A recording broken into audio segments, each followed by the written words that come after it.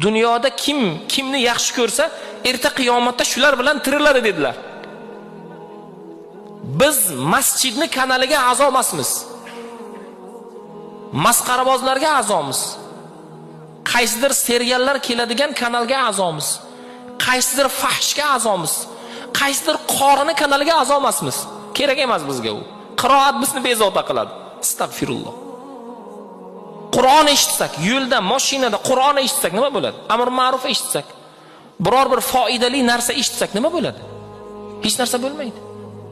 Lekin biz umuman na dinimizga, na diyonatimizga foyda keltirmaydigan narsalar bilan ovoramiz. Kim qaysi qavmni, qaysi holatni yaxshi ko'rsa, erta qiyomatda shular bilan birga tiriladi. Endi o'ylang, bugungacha telefonlarimiz, ayollarimizni telefonlari, o'g'illarimiz, kelinlarimizni telefonlarini olib bitta tekshiring, ular erta qiyomatda qaysi qavm bilan tiriladi. Alloh taoloning o'zi panoh bersin. Shunday holatlarni biz ota bo'lib nazorat qila olmaymizmi? Kuchimiz yetmaydigan darajaga kelib qoldikmi biz?